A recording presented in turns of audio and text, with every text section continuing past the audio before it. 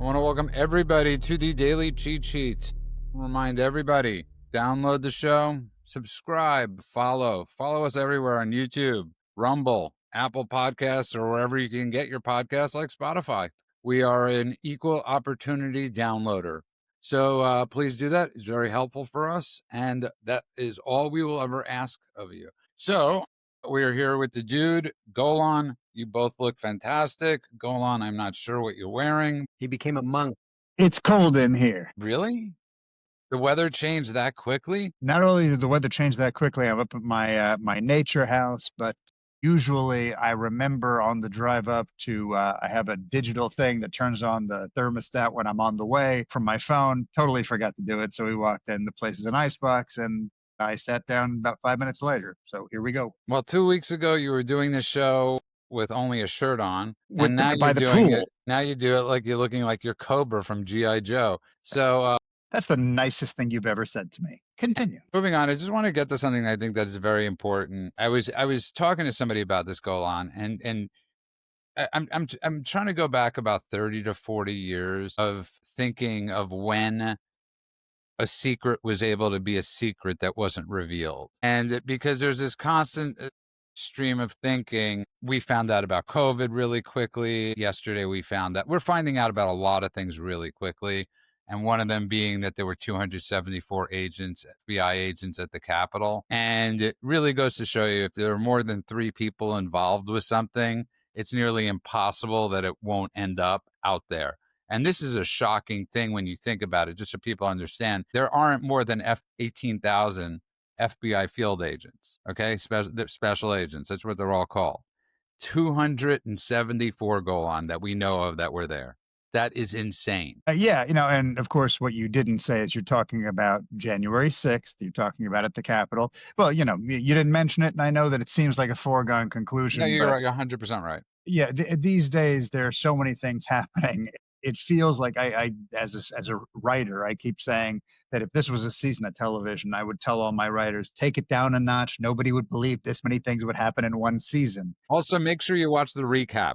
You know, like how everybody always skips over the recap of a show? Make sure you watch the recap.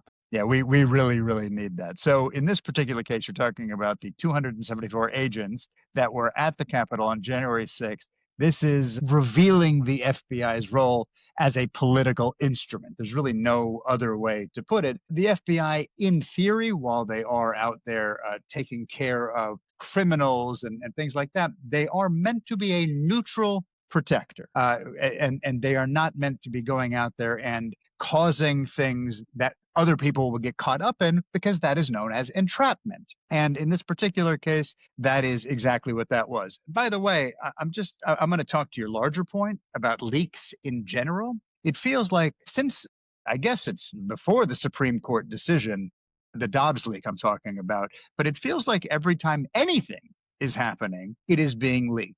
Whether it's Pentagon stuff, whether it's FBI stuff, whether it's Supreme Court stuff, it feels like now we're just, the old saying, there's no way to transport anything from one part of the government to the other except in a bucket full of holes. But now it just feels like it's just a handle. And I don't know if I made that up or I heard it somewhere, but it feels like there's nothing that isn't just disseminated to the public immediately. And you mentioned this yesterday. I've been thinking about it since you said it yesterday, that Hegseth has requested, demanded, ordered 800 generals to show up. And it's all a big secret. And initially, if you recall my comments yesterday, I'm like, I don't like the level of secrecy that's going on. We're supposed to have transparency in the government and all of that.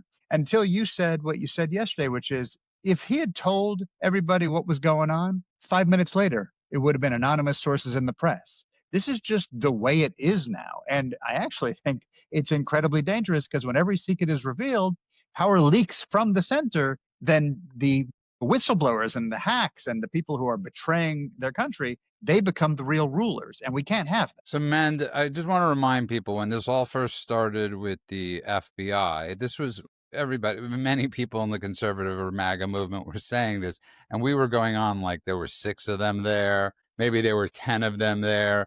274 FBI agents, and we wonder why so much crime was being committed around. We wonder why why when they had active intel on so many different mass shootings they didn't they were not there. Well, because they were at the Capitol, men. You know, what Golan said is absolutely correct. The Department of Justice is not supposed to be political. You cannot use them against your own citizens. It's one of the biggest violations of our democratic foundations. But what's more important here is January 6th wasn't an insurrection. January 6th, is turning out, was an FBI-led psyop where they agitated, they broke windows. They're on film where they're telling people, you got to go into the Capitol. You got to, and one of them was even breaking a window and asking another guy, hey, come over and help me. And the other guy Great said, point. no. Can I tell you something? I just want to interrupt. I'm sorry. I want to bring you such a great point because it's something we brought up a few weeks ago with the broken glass theory, right? Where a car was left in the Bronx and it was stripped within 15 minutes, and one was left in Claremont, California, and it took 3 days, but finally somebody broke the rear view, the back window, they shattered the glass, and all of a sudden 15 minutes later essentially that car was gone. So to your point, it's really proving that point. Once you break that window. Yeah, Well, I mean, but that's the idea of that. Sorry, man, I'll let you finish. I just want to. There's a phrase that I keep coming back to in my head besides entrapment, which is security theater. I don't know if you've ever heard that before, but the idea that these people are meant to be protecting us. They're meant to be defending the people. And in this particular case, the reason why the phrase security theater applies is because they were just pretending to protect us. And instead, were deliberately trying to put us not only in harm's way, because as we saw, there was somebody, Ashley Babbitt, who was shot and killed at the Capitol after the FBI agents riled everybody up and got them After inside. the FBI agents stormed the Capitol. Correct. And by the way, you're forgetting something else. 274 FBI agents? I believe there was an additional 26 confidential informants amongst them as well. Yeah, so we're seeing. Was there anybody who wasn't employed by the government there? Right. So you have hundreds of FBI agents. You have a whole handful, 26 informants that they're willing to admit. Then there's also videos of Antifa dressing up as Trump supporters to also wreak havoc. Nancy Pelosi and the mayor of Washington denied the National Guard that was requested by Trump or authorized by Trump. So the way it works is the feds have to authorize it, and then the local official has to request it. So Trump preemptively gave the okay. He said, look, if the mayor or anybody that's running Washington wants federal troops, the National Guard here, I'm giving the okay ahead of time. And he did that, I think, 2 days in advance. Kash Patel has that in his book. They declined that. So if you take the feds that, the support, the National Guard that the president offered that was declined, you take the 200 and something, 70, whatever it is, FBI agents that were there undercover, you take the 26 federal informants that were there, you take Antifa that was there, the feds knew exactly what was going on. They knew what was planned. They knew what was happening. They knew that Antifa was there. They knew that there were some deranged right-wing lunatics that were there. But for the most part, this was an orchestrated psyop. I'm not even calling it a coup. It's not what it was. It wasn't a riot. It was an organized operation by the government to make one party look really, really bad. And it worked really, really well because you had the media go along with it for 4 years, talking about January 6th insurrection. They got down on their knees and they all prayed. And one person, they claimed that the cop died. Not one No, person. not One just person one died. cop. It was Not one just person. one cop. They used this narrative a lot. Claimed yeah, 6 cops were killed. And I don't want to use the word deranged right-wing lunatics because at the end of the day, it was Trump supporters that were there that were being egged on by the FBI. And yes, there is power of persuasion when there are 274 people breaking the glass and shattering stuff and saying, let's go. If you are a little amped up on a day like that after hearing the president speak, all of us, including us on this show, would have been. And I actually know one of the people. I know we all saw Roy Epps saying you got to go storm the Capitol, and everybody started chanting "Fed, Fed, Fed" because they knew that he was a federal agent or informant. We know this one guy who did storm the Capitol. He went in there and he was actually protecting a federal agent that was on the floor, and he threw himself on top of the guy to protect them. The cops saw that. They arrested him anyway. No, I know one of the famous people that was dressed up, not the shaman, The but shaman is classic. That guy there was somebody he was else my there that I favorite. knew because he was somebody that somebody's son Golan that I went to synagogue with. We should Let's come not out. let's not spread that. Side note: we should come out with a crypto coin for the January 6th shaman. We're going to call him the crypto shaman. This thing will take off. I'm going to get right on that. Golan, You know how I was just thinking I can make all sorts of wild conspiracy theories, and some of them sound super plausible. For example, something I'm not saying happened, but could have happened is if they wanted to specifically make Trump out to be a bad guy, a traitor, all of that, and they deliberately riled up his crowd in order to deliberately cause what ultimately now is known as January 6th insurrection, in order to vilify Trump, in order to take the country. I mean, that's a conspiracy theory that's interesting, but I don't deal with conspiracy theories, so I'm not saying that. What I'm saying is let's look at it like an investigation. Okay, let's just think about it in stages. We know there were security failures. We know that they ignored intelligence. We know about all these FBI agents and CIs, and we know the National Guard was delayed. We know that Speaker Pelosi refused, like you said, the additional security. I'm sure there's other things too, right? How quickly they were ready with the insurrection talking points immediately afterwards, reminiscent of when the college students were marching about Israeli genocide before Israel had done anything while terrorists were still inside Israel on October 7th. that's So very actually a great similar point. That's actually a kind of very good point. parallel. I got to give it up to you. That's a great point. I'm just planting some seeds. I want us to think about it like an investigation. I got sidetracked on that crypto shaman. I was messaging my buddy and saying, "Hey, we got to do this." He would We're be the honored. perfect face We're for a really meme. honored that during the show you are texting somebody. Getting a crypto deal done. Hey, so As long as I get a cut, that's fine. look, I mean, the bottom line is with the January 6th thing, what we're seeing now is much like everything else that we've seen over the past few years under the previous administration. All these wild conspiracy theories that we thought was a little crazy. You know, I saw the videos That of you thought. that I thought was crazy. I saw videos of what they said was people doing secret handshakes, the insurrectionists You in the believed Capitol. everything, didn't you? And I was like, what? That seems like a stretch. And they're like, no, that guy was a Fed. He was a federal agent. That's why they're giving him the secret. They took him in handcuffs. Then they took off the handcuffs and then they give him a high five and let him go. And then they're opening doors for some of these guys. Like, what is going on here? It all turned out to be true. There were 270 something undercover agents. Yeah, they were crawling everywhere. They were running the show. The entire insurrection was run by Nancy Pelosi. That's what it was. If anybody should be charged with insurrectionism, it should be her. So we're seeing that. We saw it like with all the COVID conspiracy stuff. We saw all of that come to light.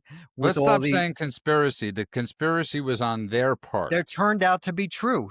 They No, called it what a I'm saying conspiracy is theory they for were many the one years. that perpetrated the conspiracy. We were the ones that were calling them out while they were saying, no, you're a bunch of conspiracy theorists.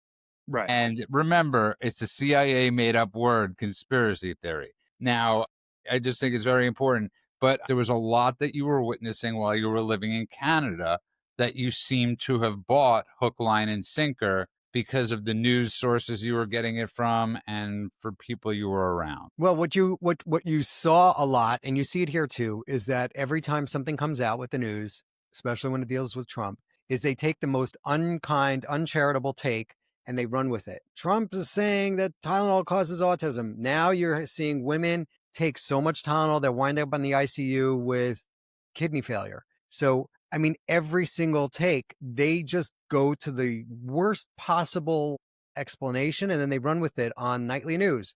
Trump is fighting with Rosie O'Donnell.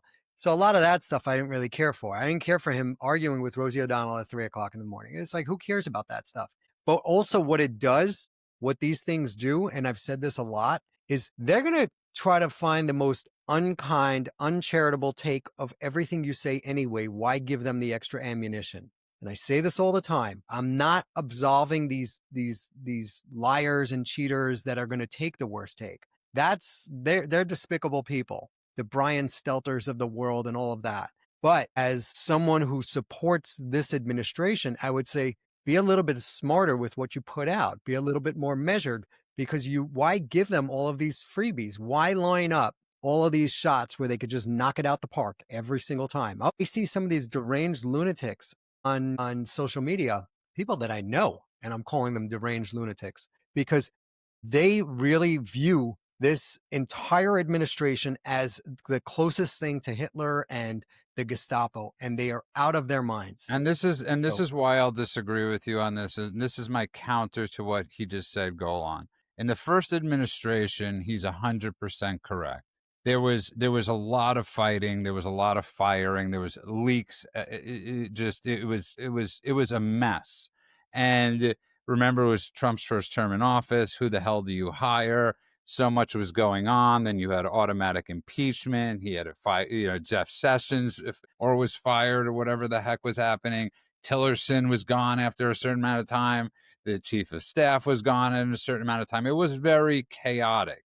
This is an extremely measured White House right now. This is when you compare this to Biden, this is night and day from what we're witnessing now. So there's nothing I could say. Yeah, did Pam Bondi screw the pooch with, her with that statement? Yeah, 100%. People make mistakes. But comparatively speaking, this administration's been rock solid with messaging. They've tightened the ship. But men, you have to admit that the first term's chaos is very for different from sure, the it second doesn't term's it doesn't chaos. exist Man, you anymore. wouldn't say that in the last 3 months they've definitely picked up their game. Carolyn Levitt's been messaging like crazy. The messaging has been a lot tighter than it They've just was. been listening to us, is the bottom line. Here's a perfect example. We were all losing patience with Pam Bondi not prosecuting anybody, right? And all of a sudden, last week, Trump fired that attorney Siebert, the nominee Siebert in Virginia, and all of a sudden, we have Jim Comey being indicted. So yeah, so I think it took a little while for all cylinders to sort of get going. So that's just my humble opinion. Yeah, I love what they're doing. I think that both in practice and in messaging, I think they're doing a great job. I did like your idea to move the White House press briefing to 6 p.m. so that it To gets get ahead of the it. news. That would be great. As far as them, charging James Comey, indicting him, that's fantastic. I want to see a lot more of that. We want to see a top to bottom shakeup at the FBI. Obviously, clearly, it was completely corrupted by the Democratic machine when there were, 26 of is it 26 whistleblowers came out. The FBI whistleblowers said that they were using us. We didn't want to be there. That stuff needs to be addressed, someone needs to be held accountable, and accountability. And, we said this before, justice is not done until it's seen. Justice needs to be seen. We need to see them do justice. Well, I want to see Fauci up in the defendant's booth. Like, that's a slam dunk. He lied to Rand Paul. But again, If this for is nothing where else, for But lying to again, Congress. this is what I was saying the other day. Everybody has their Christmas wish list of who they want indicted. I mean, literally, you could speak to 10 different people, and everybody has go on a different list of this is who I want to see. This is who I want to see. I want to see the 51 intel agents. I want to see Fauci. I want to see this. I want to see that.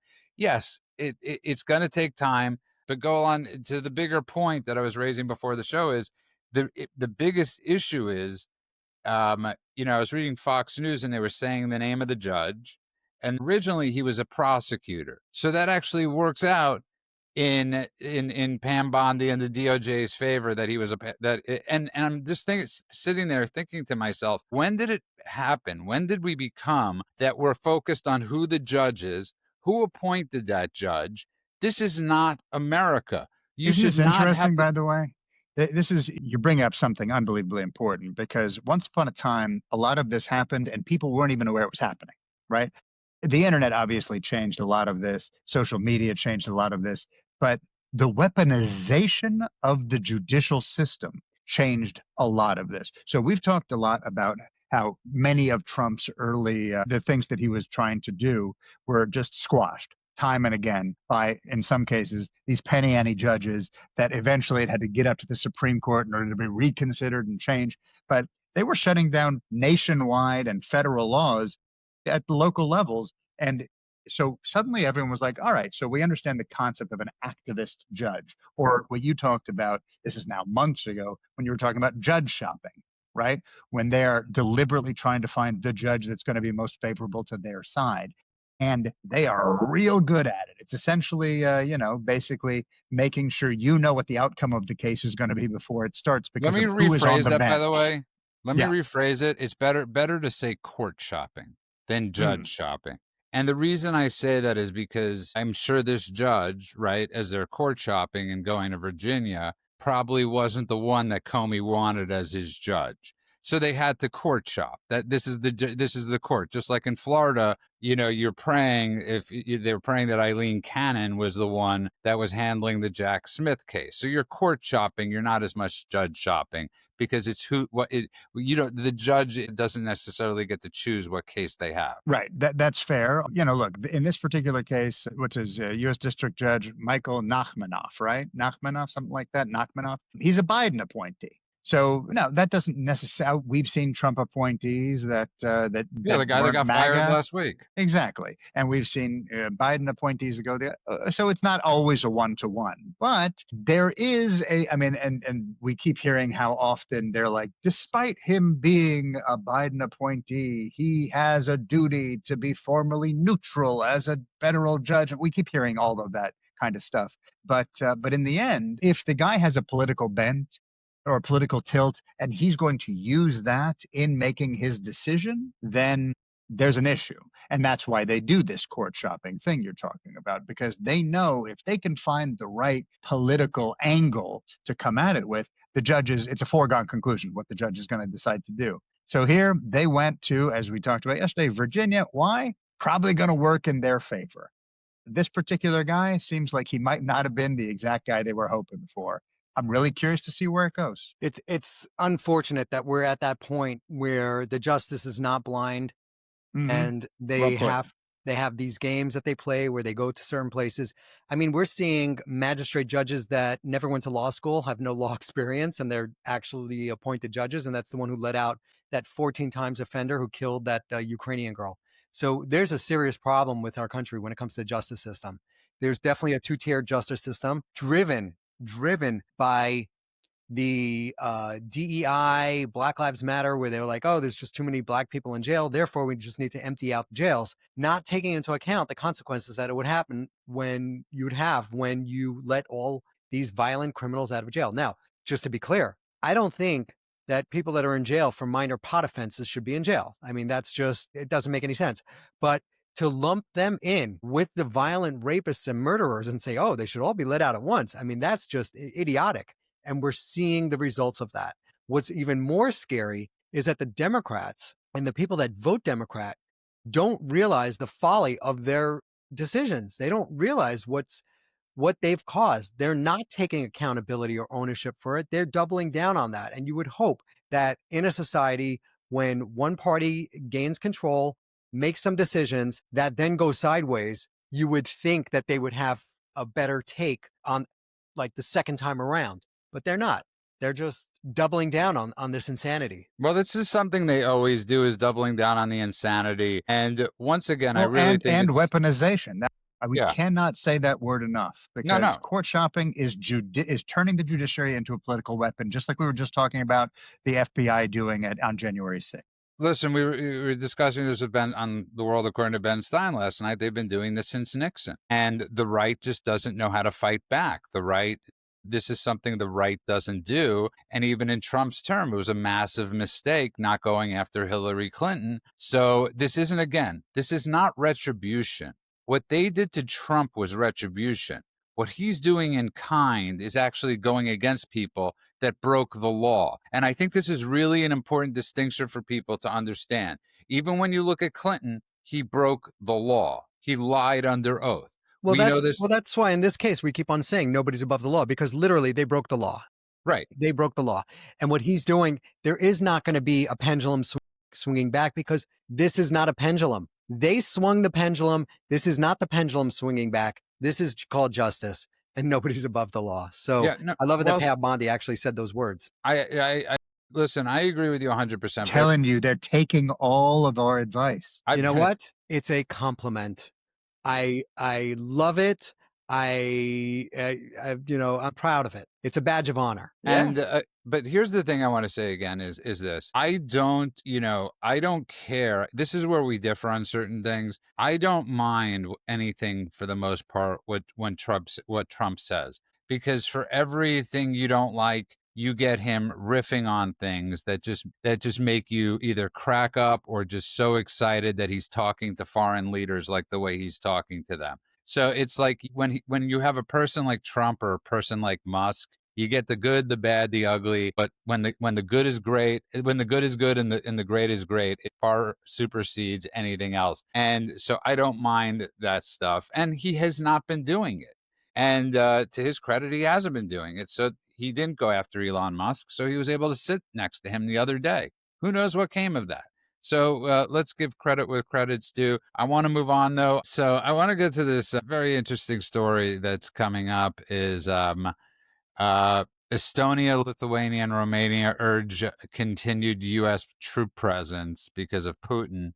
And this is listen, none of us want troops on the ground. None of us want anything like that. I just thought I'd bring this up quickly because there's a lot of moving parts going around. And yes, of course, I do blame this on Biden and his neglect of world policy and allowing this stuff to continue. But there's a lot of chaos. If anybody witnessed the UN, that was, it shouldn't be like that. No, wait, which part? What do you mean it shouldn't be like that? It was one massive terrorist show. Well, you mean Now, at the UN itself? at the UN specifically this week, when you're looking at him trying to broker a deal with Erdogan, when you're looking at all these things, there's like literally zero unification. It almost seems. Well, there is unification in terms of the League of there's Extraordinary Russia. Villains here. Yeah. So don't look no further. Netanyahu stood up to give a speech today, and a bunch of people stood up and walked out in the middle of his speech. This is less than 24 hours after they cheered.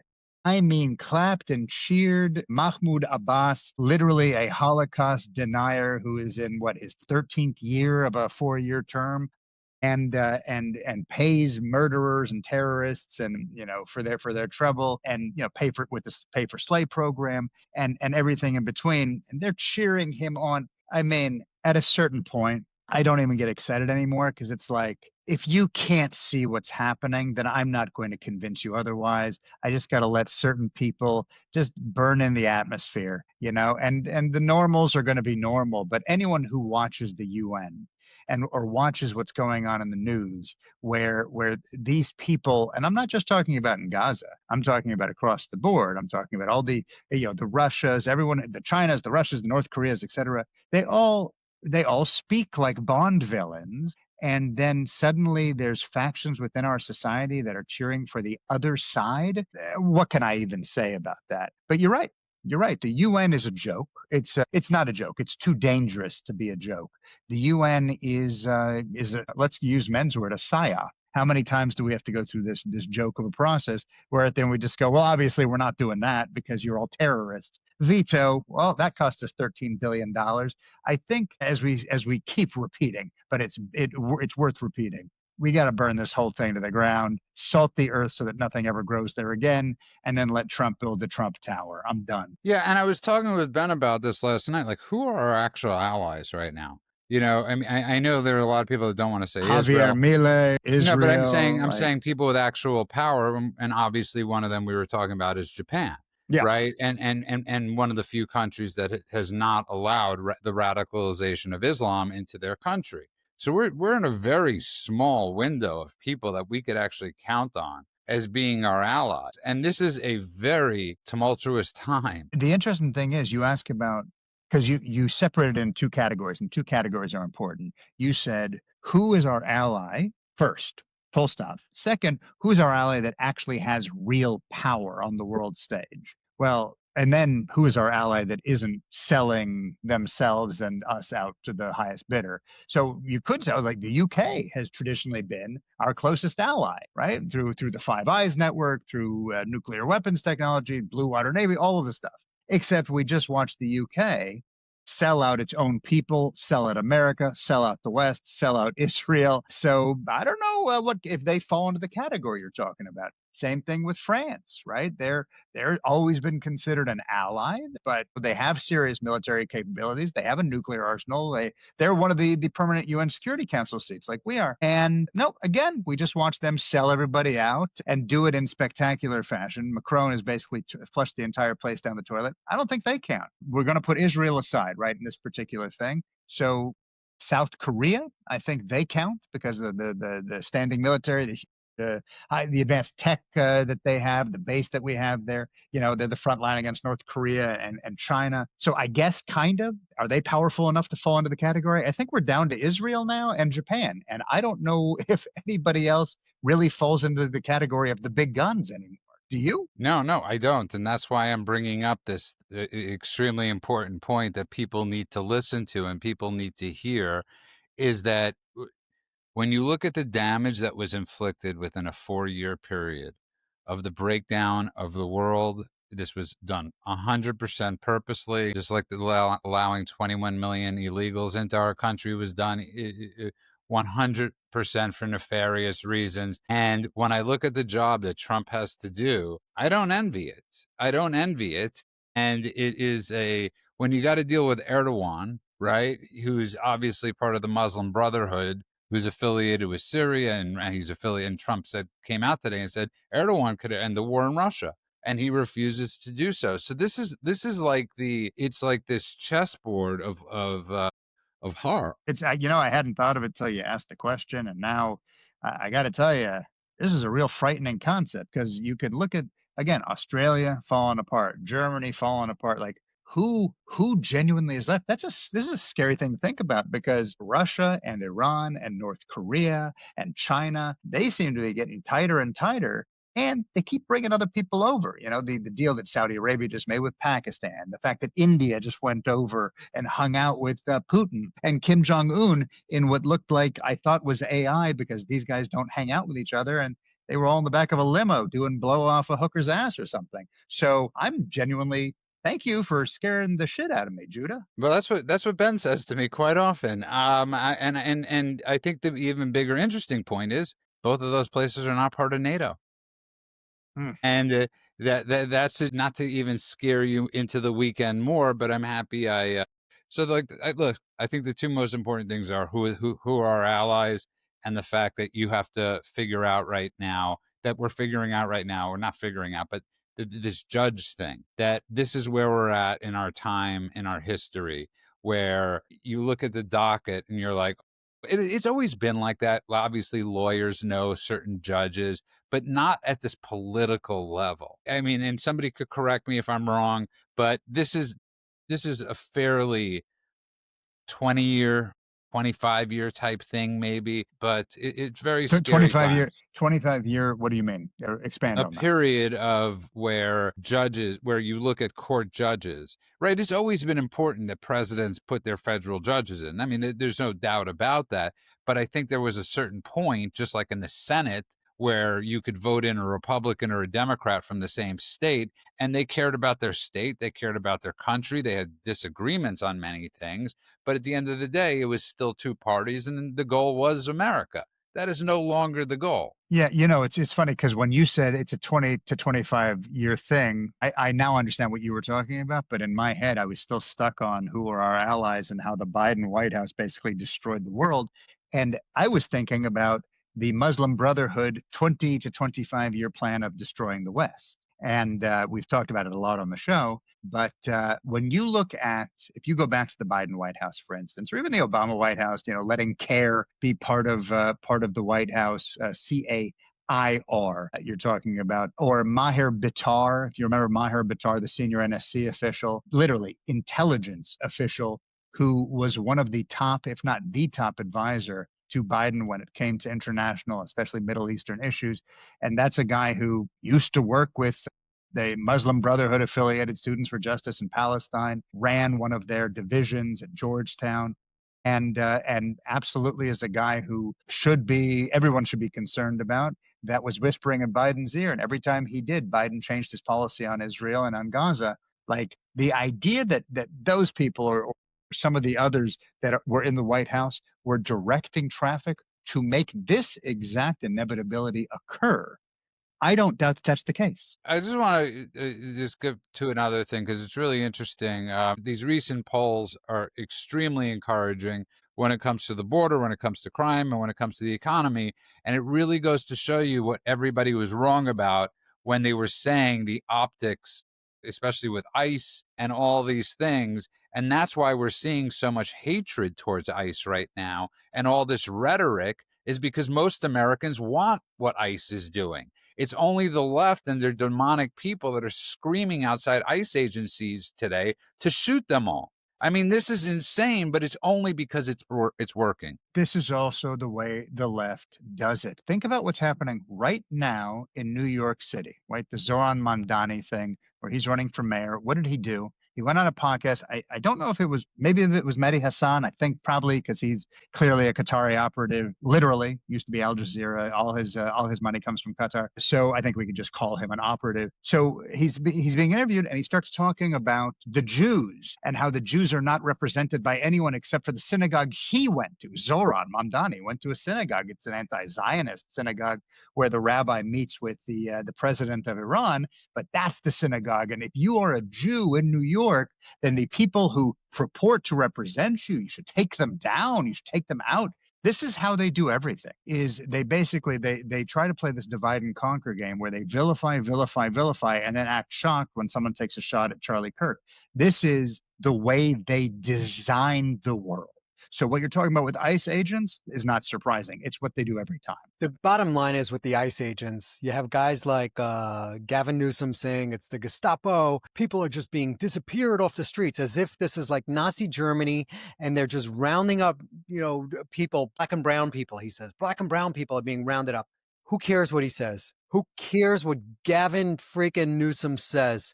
DHS, should Tom Homan and DHS hire another 50,000 people and ramp it up? They're trying, by the way. Ramp it up. Ramp it up. I would join DHS if I could. You can. Ramp it up. You Maybe can. I will. Maybe I will. Man, to your point of what you're bringing up, though, people are listening and people are caring because they're losing. And in the beginning of the summer, we had this discussion where I said, I don't believe people are going to look at California and go, that's horrific what ICE is doing. And they really thought their messaging, because they still had the old idea of their legacy media, that people were going to look at this and apply the same thing they do to Trump's first term, and it wasn't working. It's not working. And they're seeing it in the polls. And every time they see this working, they're amping up the rhetoric and violence, and it has to stop. There has to be something where if you're on the network news, or if you're on a show and you use the word Nazi or you use these fascist words, that there has to be, listen, you used to not be able to curse, right? On many, and you still can't. Why are you able to call somebody a fascist on using words? So what are you suggesting that we curtail the freedom of speech when it comes to accusations? No, I'm referring to as far as if you're on television, or if you're on the radio, which is government owned, right? Which is government licensed, if you can't not say government owned, you're the government license. But I love what the professor just said there. Where the government's licensing, yes, 100%. If you can't say the F word or you can't say certain things, calling somebody a fascist and pretty much stoking violence is to me a little scarier. I love what the professor just said there, is because it is a slippery slope. If you start curtailing free speech, where does it end? So I don't think that's the answer. And there are and you other also ways. fall into the trap of someone's going to tell you what the truth is, and then who's going to get punished. Exactly, and you're going to have that Wojcicki woman or whatever her was, and her name Murkowski. was the truth people or whatever. They're the going to tell you what's 1984 true, police. Yeah. Yeah. Listen, So I'm not there saying are better ways to do it. I'm not saying what I'm saying is correct. I'm saying there are ways that we have to think about this type of stuff. Well, right? the left did a very, very successful campaign against all right-wing media where they went to the companies that were advertising on any kind of right-wing media and they coerced them to pull their ads. And the right should do something like that, where you go to places like CNN, you say, listen, if you're going to have fat, sweaty Brian Stelter on and talk about insurrections and Gestapo and all that, you're going to lose all of your advertising. Can I tell you something? Can I tell you the problem, man? They've already lost all their advertising. Okay, that's why Stephen Colbert is losing $90 million a year, his show. CNN is losing all their money because they have no advertising. And yes, even if they had advertising, it's pennies on the dollar. Golan could tell you this about It what should the be Emmys, what the It should be Emmys, as toxic to but I'm run an saying, ad on MSNBC or on the Young Turks as it is to run ads on, let's say, InfoWars and what's his name's network, Alex Jones. Alex Jones. It should be like, are you crazy? You want to associate your brand with that? But they don't have that. Yeah, What they did do was was it 100%. Media Matters or something? There was like a big organization that then had a consortium where they went to all of these different advertisers. Yeah, it was Media Matters. And you know what happened to Media Matters? It was Hillary Clinton pretty much based. They're out of business. It's exactly what we just talked about 5 minutes ago. Yeah. That they became weaponized again, and it got used against the other people. Look, this playbook. I know. I keep coming back to what's going on with Gaza and Israel, but there's a reason, and the Muslim Brotherhood and all that. There's a reason. This is not an accident. These tactics come just like we always talk about how the Russians convinced the Egyptian Arab to pretend he was Palestinian and steal the name Palestine and all the rest. Like it was a laid out plan. This is a laid out plan too. This vilification of ICE looks identical and is identical to the lies told about the Israeli army. It's the same playbook. Right? You take the people whose literal job it is to protect innocent lives and who are doing a good job, and you brand them as monsters. And the wild part is that the propaganda works and society swallows it whole. And that's the problem. So right now, people can get fines and people can get fired and we can go after advertisers and all of that. But because of social media, they're not doing this to make money. They're doing this to destroy the West, men. Yes. So we can go after everybody. They're still going to do it. They're still going to go do it for fun and for free. Listen, this is the greatest thing. Just so people understand something with the TikTok deal, with it being, if it gets finalized, that people should be really excited about this. If Larry Ellison is the one that's allowed to buy this, Larry Ellison is, and his son especially, is very conservative. So that would mean two of the biggest companies, two of the biggest platforms of social media, two of the four, I should say, will be conservative run. So that should really bring people encouragement and bring people hope. Because as you guys are bringing up, the fact is, you're right. We can't hurt them with the wallet because they don't care. When you look at Bob Iger, and somebody was bringing this up, and I think we brought it up the other day, or Michael Eisner, but I think it was Bob Iger, was really pissed that Kimmel got fired, and now he's back on Sinclair. Everybody's caved, so he's back fully on the air. But what it came down to was all their wives. All of these people's wives are in their ear saying, no, they're great. They're fantastic. Jimmy is fantastic and so is fantastic. You can't get rid of them. We all want to be at the same parties. So Kimmel's wife and Iger's wife and Howard Stern's wife. And this is what we're dealing with right now. The leftists, the businessmen's wives dictating decisions on who gets on television. Sinclair caved. That's sad. Yeah, and Nexstar, both of that's starting tonight. Tonight. That's it. The blackout is over. So they both came to the table and said, let's go. And you know what the funniest thing is? I think Kimmel probably got huge ratings on his first night. They're coming back in at his lowest thing. But men, to your point, you're right. Wait, is that true? I haven't looked. Is that right? Well, I think they already plummet? Somebody told me the numbers were great. Well, of course, because he got so much exposure. Even people no. Who hate him I know what his return numbers were. I'm asking, have they already started to come down? I don't know yet. It was started Wednesday night. I'm saying tonight. I can't imagine that many. Listen, it's like the law of averages. I always say this: if you have a baseball player, right, and he, let's say his ERA is always 4.2, and on his contract year, his ERA goes down to 2.3, and you're the idiot that signs him for $90 million or $200 million for 6 years, and you expect his ERA to be 2.92, you're the jackass that signed him. In Kimmel's case, it's the law of averages. His numbers are going to go back to 1 million, back to 1 million viewers a night. But I want to get to what men said, because I think it's extremely important. We don't talk about this enough, is that remember when Trump was being indicted, right? And there was those organizations that were threatening lawyers that took cases if they defended Trump, right? There were a ton of these groups. There was one in Florida. There were massive groups that were doing this. So, men, those are really scary things, and we do not do that. Yeah, it's I've been saying for a while, fight fire with fire. I wish the right would take some of the pages out of the left's playbook. Not all of them. We care about freedom of speech and we care about individual rights. They don't. But some of these moves need to be taken. What we're seeing is the erosion of one party by the other party who's willing to play so dirty. I mean, the things that Gavin Newsom is out there saying is just insane. It's not just insane. It's close to being criminal what he's saying. That's how he's They say pushing that it. they always accuse you of what they're actually doing, and it's so true. They're accusing him of being a tyrant. They are the tyrants. They're accusing him of being undemocratic. They're the ones that are undemocratic. So where do you go from here? If you continue to take the high road, you're going to lose. We're losing in droves. There's a recent study out with young Americans, and who do they think is a better ally to the U.S.? And they had Israel, Hamas, Palestinians, and these kids are all confused. They're all over the map. It's like the numbers are either equal or, Israel edged them out just slightly. These are groups of people that would behead you. Which is hilarious because even Nick Fuentes, the straight up white supremacist Nazi, when he was just interviewed on Patrick Bet-David show, which is wild that happened, by the way. During the interview, he was asked about that. Where would you rather live, with the Jews in Boca Raton, or would you rather live in Dearborn, Michigan? He was like, Boca Raton all day long.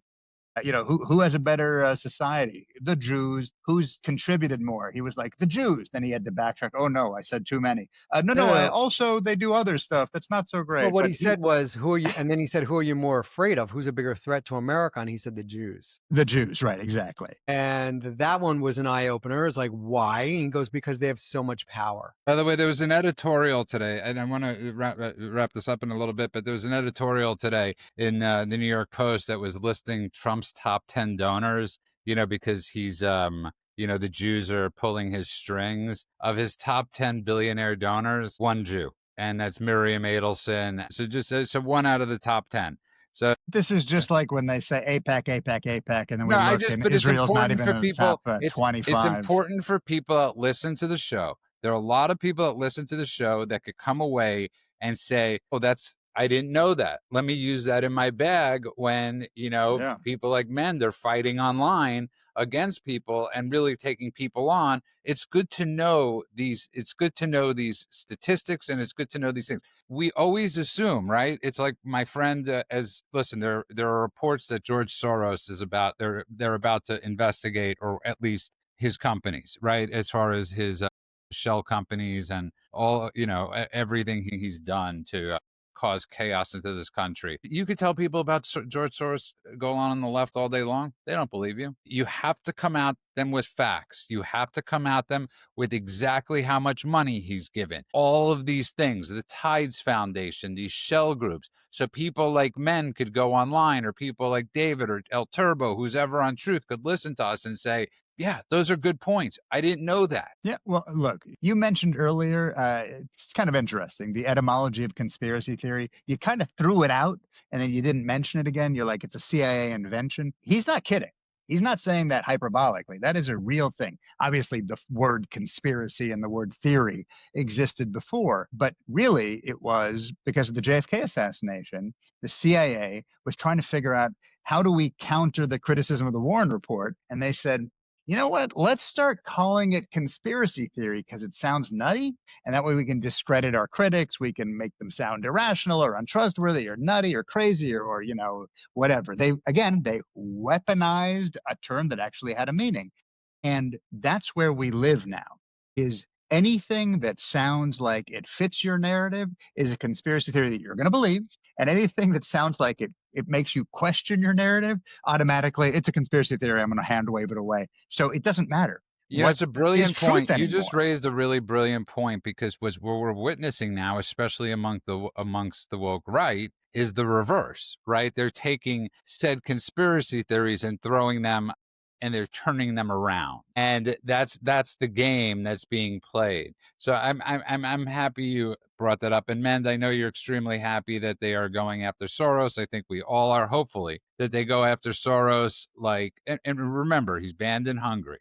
Paris threw He's him a out. Nazi collaborator. Yeah. Go after him. He's out to destroy the West. He is out to destroy America. And yet you see presidential candidates on the left taking happy, smiley selfie photos with him. It is disgusting. I am so glad they're going after him. Yeah, no, listen, I agree with you 100%. Actually, can I just say one thing about Soros, which is interesting? A lot of people, because I talk to people I on don't both trust sides of the anybody's aisle. name, by the way, just so you know. I don't trust anybody that has a name that's a palindrome. Oh, that's very interesting. I will have to think about that one. I'm really glad my name is nowhere near that. I'm Interesting. surprised nobody ever brings that up. I'm the only person that brings up. It's a very weird thing to have a last It's name that's a because you're palindrome. a psychopath. Anyway, the point is that George Soros, people keep telling me, oh, he's only going after George Soros. I'm saying people on the other side, because Trump is saying he finances or he funds the radical left, and they're going to crack down on him because he's the opposition and this is the weaponization of the DOJ and blah, blah, blah, blah. Here's the thing we aren't hearing, that Soros's, what is it called? The Open Society Foundation. First of all, whoa, that name should tell you a lot right there. That does sound like George Orwell crafted it himself. Mm-hmm. But the Open Society Foundation, which is Soros's philanthropic, quote unquote, philanthropic network, the charges there could be racketeering. It could be material support for terrorism. It could be all sorts of things that are directly tied to literally the destruction of the West. It seems like this is my theme for the day, is watch out for the destruction of the West, because that is the goal. And we can see it clearly and plainly in the fact that we are actually going after some of these people and again, we don't know what's going to happen if he goes after Soros, but what we've seen Soros finance up until now lets us know that there is at least a reason to investigate, and that's all we're asking to happen. And here's the thing, I'll just close with this. Anytime you hear ever an organization that's called Global Initiative or Global anything, run. Okay? Anything that's called the Open Society, you could almost guarantee is the closed society. If they call themselves Media Matters, that means the media doesn't matter. Okay? This is the brilliance of the left that the right has not picked up on, is branding. Everything is branding. Southern Poverty Law Center, great name, horrific, atrocious organization. They might have one person on that list that fits, but for the most part, everybody else, the Southern Poverty Law Center does not belong on that list. And Gavin Newsom, let's not forget, compared Stephen Miller to an SS person the other night. I mean, it's so this is tiresome, but you know what he's doing? Immediately in the wake of the assassination of Charlie Kirk, he's using that kind of language. Again, I don't want to curtail speech, but it feels like he is edging up to a line where something needs to be done. And I don't know what to do without saying we're not allowed to say certain words, or we're not allowed to think certain things. But if you know that what you're saying is going to cause violence, right? Incitement, that we know is already on the list of illegal things. This feels like it's right up against incitement, and I don't know how to bring these two thoughts together in my head right now. Men, final thoughts. I mean, he called him a Nazi, SS. It's disgusting. And Newsom he has big ambitions, and he's trying to do anything to get attention from the media. And these things work because the media loves it. The left loves it when they do that stuff. They do. It's really sad that they have to. And I always, we talked about this the other day. I had an argument with a buddy of mine who's an extreme lefty. I'm like, dislike Trump all you want. Dislike Stephen Miller all you want. Doesn't matter. You could do that. You could say he's bad for these policies. You don't have to go to the point where you're calling him a Nazi. Why don't you just base it on the things that you actually have a problem with? Don't do that. It's a disgrace to everybody who perished in World War II. And you know what? It goes to something we were talking about before the show. They can't name the things that bother them. This used to be the old Rush Limbaugh thing, or the old any conservative, the Bill O'Reilly thing. Everybody hated him, right? And then you would say, well, what do you hate? And well, they never really watched the show. And or if they did, so this is the same old story, but it's getting to be very dangerous. And it's not just dangerous for them. These people have families. These people have wives. These people have children. Enough. We never attack Gavin Newsom in such a way that it could affect his family. And that's what the difference. When you call Stephen Miller a Jew, a Nazi, you are targeting his family at that point. You are the same thing they did with Correct. Kavanaugh. You are having people on his front lawn. This is, I don't know what we do about this, but you know what? Can I say something? There used to be an edit button. There used to be producers go on. There used to be good editors in the United States that would never allow this crap to be written and to be broadcast. Okay, so there has to be something where ABC, where it's the fact that these things are allowed to pass standards, and I can never remember, it's the the Standards and filter practices. standards. And man, are you familiar with standards and practices? A little bit. It basically means once a show is made, any show on TV has to be shown before standards and practices before it's allowed on the air. Okay. Right? There has to be given an okay. And they are getting way too many okays go on. And It's not just the standards and practices. It exemplifies the deep rot on the left when they have to stoop to calling people Nazis instead of just making a case based on the merit of the case itself. no, what I was saying though is that there has to be at these networks that cutoff button. There's nothing wrong with saying, you know what? Did he just call somebody a Nazi on live television? You know what? They have cut many Which things. networks? Which networks are going to do that? You're talking about MSNBC, which is like a demented shill house of insane people. You're 100% correct. But wait, okay, so now imagine, okay, I'm just going to use a hypothetical, okay? I can't curtail speech, right? Even what happened, remember when Andy No was beat up in the Antifa of crowd course. because they were calling him a Nazi and a fascist, and so they all attacked? So people did get prosecuted for that, but it was the people who attacked, not the people who pointed him out and labeled him a Nazi. Okay, so we can't say that's illegal. That's free speech. That's the way it's written. But can we, because there is the potential for incitement, can we hold the networks accountable if they had an opportunity to remove something that could be potentially inciting and they didn't?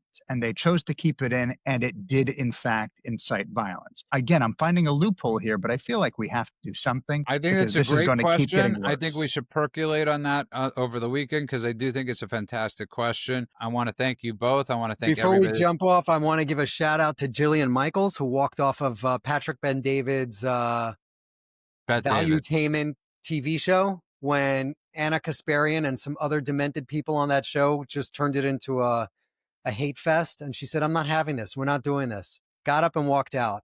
And you Good know what? for Shame her. on Patrick Bet-David for signing Anna Kasparian. He's putting together a show with those people. First, he hired Cuomo. I don't know nothing. Anna Kasparian is pure evil. So is her former partner. He's basically starting like you know what it is? It's like the leftover crap show of Piers Morgan. It's like Piers Morgan after hours with Patrick Bet-David. What we're witnessing, what people won't do for clicks is absolutely frightening, and we won't do Do you it. understand too that this show that she's doing with Patrick Bet-David is meant to be the right-wing show? Yeah, it's Seriously, they hired Anna Kasparian and some girl named Lee for a right-wing show when they're it's both that Asian. It's the Asian chick that was Biden's former, Kamala Harris's former fundraiser. Yeah, Lindsay Lee. And they're literally believe that's calling who it it. is. They're calling it the right-wing answer to The View. Yeah, That's You what know they're I- actually calling it. You know what I call it? My worst dating nightmare. Okay, that. If you want to know what dating in LA is like, watch that show. Okay, let's wrap it up. I want to wish both of you a great weekend. Golan, you brought up something. I always revisit the show after we talk about certain things. But The X-Files was one of the most phenomenal shows of all time. And I always say the aliens were just a vessel to talk about the deep state. And it's probably the most accurate portrayal of the deep state that's ever been made as a television show. Totally agree. And I really encourage people to rewatch it because it was, when people say something's before their time, that show was truly before its time. And let's all just say a prayer, reached out, want to get Adam Baldwin on the show. I've done everything possible, sent his agent an email. We will see. Hopefully his agent says he's a go. So hopefully we get Adam Baldwin. And I want to thank the person that helped me for doing that. And I just want to thank everybody on Truth that's been helping us, that's been propelling us to be in a place that we never thought we'd be at, close to 100 episodes. From the bottom of our hearts, thank you. You can find us everywhere at thedailycheatsheet.com. That's thedailycheatsheet.com. I want to wish everybody a good morning, afternoon, and night world, wherever you are. God bless you all.